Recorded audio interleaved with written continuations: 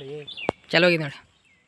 ಕರ್ನಾಟಕ ರಕ್ಷಣಾ ವೇದಿಕೆ ಪ್ರವೀಣ್ ಶೆಟ್ಟಿ ಬಣದ ವತಿಯಿಂದ ದಾಂಡೇಲಿ ತಾಲೂಕಾ ಘಟಕದ ವತಿಯಿಂದ ನಾವು ಇವತ್ತಿನ ದಿವಸ ದಾಂಡೇಲಿ ತಾಲೂಕು ಅಲೂಲು ಗ್ರಾಮ ಪಂಚಾಯಿತಿ ವ್ಯಾಪ್ತಿಯ ತಾಟಗೇರ ಗ್ರಾಮದಲ್ಲಿ ನಾವು ಇವತ್ತಿನ ದಿವಸ ಇದ್ದೀವಿ.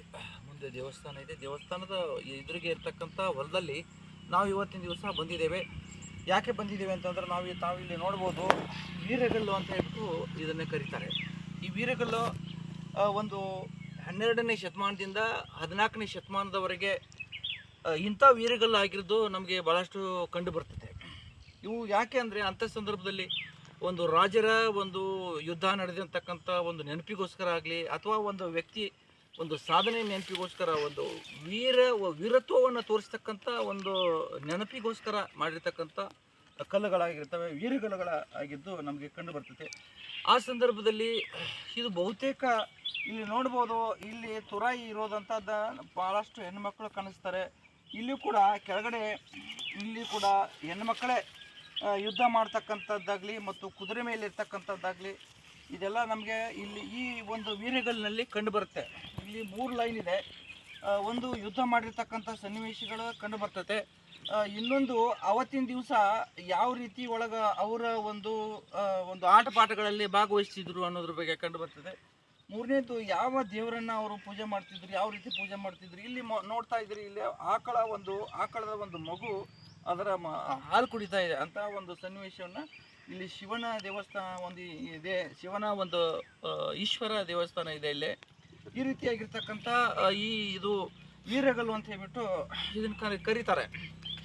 ಇಂಥ ಒಂದು ಈ ಹೆಣ್ಮಕ್ಳು ತೊರ ಇರ್ತಕ್ಕಂಥವುಗಳು ಕಂಡು ಬಂದಿರೋದು ಕದಂಬರ ಒಂದು ಕಾಲದಲ್ಲಿ ಒಂದು ಆವಾಗಿನ ವೀರಗಲ್ಲುಗಳು ಕಂಡು ಬಂದಿದ್ದೆ ಅಂತ ಹೇಳ್ಬಿಟ್ಟು ಸಾಕಷ್ಟು ನಾವು ಕೇಳಿದ್ದೇವೆ. ಇವು ನಮ್ಮ ಭಾಗದಲ್ಲಿ ಇರೋದು ತಾಟಗೇರ ಗ್ರಾಮದಲ್ಲಿ ಇರತಕ್ಕಂಥದ್ದಕ್ಕೆ ನಮಗೆ ಭಾಳ ಸಂತೋಷ ಆಯಿತು. ಆದರೆ ಇದರ ರಕ್ಷಣೆ ಆಗಬೇಕನ್ನುವಂಥ ಒಂದು ಉದ್ದೇಶದಿಂದ ಇದು ಹಾಗೇ ಬಿದ್ದುಕೊಂಡಿದೆ, ಇದಕ್ಕೆ ಯಾವುದೇ ರಕ್ಷಣೆ ಇಲ್ಲ. ಮತ್ತು ಇದು ರಕ್ಷಣೆ ಆಗಬೇಕು ಮತ್ತು ಇಂಥವುಗಳು ಭಾಳಷ್ಟು ನಮ್ಮ ಭಾಗದಲ್ಲಿ ಕಂಡು ಬರ್ತವೆ ಅಂತ ಹೇಳ್ಬಿಟ್ಟು ಹೇಳ್ತಾರೆ. ಮತ್ತು ಇಲ್ಲೇ ನಮ್ಮ ಸಾಕಷ್ಟು ಜಾಗಗಳಲ್ಲಿ ಕೂಡ ಸಕಲ್ಗ ಗ್ರಾಮದಲ್ಲಿಯೂ ಕೂಡ ಇಂಥವುಗಳ ಕಂಡು ಬಂದಿದ್ದಾವೆ ಅಂತ ಹೇಳ್ಬಿಟ್ಟು ಹೇಳಿದ್ದಾರೆ. ನಾವು ಅಲ್ಲಿ ಹೋಗಿ ನೋಡಿಲ್ಲ, ಆದರೆ ಈ ಭಾಗದಲ್ಲಿ ಇದ್ದಾವೆ. ಯಾಕಂದರೆ ಕದಂಬರ ಒಂದು ಆಡಳಿತಕ್ಕೆ ಒಳಪಟ್ಟಿತ್ತು. ಮತ್ತು ಚೆನ್ನಬಸವಣ್ಣನವರು ಒಂದು ಶರಣರು ಈ ಭಾಗದಲ್ಲಿ ಹಾದೋಗಿರ್ತಕ್ಕಂಥ ಮತ್ತು ಉಳಿದಿರ್ತಕ್ಕಂಥ ಸ್ಥಳ ಇರೋದ್ರಿಂದ ಇಂಥವುಗಳು ಕಂಡು ಬರ್ತಕ್ಕಂಥದ್ದು ನಮಗೆ ಸಾಕಷ್ಟಿದೆ. ನಾವು ವಿನಂತಿ ಮಾಡ್ಕೊಳ್ಳೋದೇನೆಂದರೆ ತಹಶೀಲ್ದಾರಿಗೆ ಹಾಗೂ ಜಿಲ್ಲಾಧಿಕಾರಿಗಳಿಗೆ ಮತ್ತು ಗ್ರಾಮ ಪಂಚಾಯತಿಯವರಿಗೆ ನಾವು ವಿನಂತಿ ಮಾಡ್ಕೊಳ್ಳೋದೇನೆಂದರೆ ಇಂಥವುಗಳ ರಕ್ಷಣೆ ಆಗಬೇಕು. ಈಗೇನು ಬಿದ್ದಿದೆ ಅಲ್ಲ, ಇದು ಯಾವುದೇ ರಕ್ಷಣೆ ಇಲ್ಲದೆ ಬಿದ್ದಿದೆ, ಇದು ಅಳಿವಿನಂಚಿನಲ್ಲಿರ್ತಕ್ಕಂಥದ್ದು. ಇವು ಏನಾಗ್ತವೆ, ಇತಿಹಾಸವನ್ನು ಸಾರ್ತಕ್ಕಂಥ ಕಲ್ಲುಗಳು ನಾಶ ಆಗಬಾರ್ದು ಅನ್ನೋಂಥ ಒಂದು ಉದ್ದೇಶದಿಂದ ನಾವು ಹೇಳೋದೇನೆಂದರೆ ಇದು ದಾಂಡೇಲಿ ಮತ್ತು ಹಳ್ಯಾಳ ತಾಲೂಕಿನಲ್ಲಿ ಹಾಗೂ ಜೋಡ ತಾಲೂಕಿನಲ್ಲಿ ಇಂಥವುಗಳು ಕಂಡು ಬರ್ತವೆ. ಮತ್ತು ನಾವು ಸಾಕಷ್ಟು ನಾವು ಸಲ ನೋಡಿದ್ದೇವೆ, ಜೋಡ ತಾಲೂಕಿನ ಒಂದು ಕಡಿಮೆ ನೀರಾದಂಥ ಸೂಪಡೆಮಿನ ಕಡಿಮೆ ನೀರಾದಂಥ ಸಂದರ್ಭದಲ್ಲಿ ಅಲ್ಲಿಯೂ ಕೂಡ ದೇವರ ಕೆಲವೊಂದು ಮೂರ್ತಿಗಳು ಹಿಂದಿನ ಒಂದು ಇತಿಹಾಸ ಸಾರ್ತಕ್ಕಂಥ ಒಂದು ಅಳಿವಿನಂಚಿನಲ್ಲಿರುವ ಪಳಿಯುಳಿಕೆಗಳು ಸಿಕ್ಕಿದ್ದಿದೆ.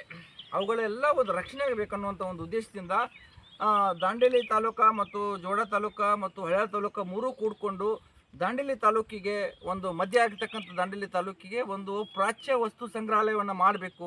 ಆ ಒಂದು ಸಂಗ್ರಹಾಲಯದಲ್ಲಿ ಇಂಥ ಅಳಿವಿನಂಚಿನಲ್ಲಿರ್ತಕ್ಕಂಥ ಇವುಗಳನ್ನು ಏನು ಇತಿಹಾಸ ಸಾರ್ತಕ್ಕಂಥ ಈ ಒಂದು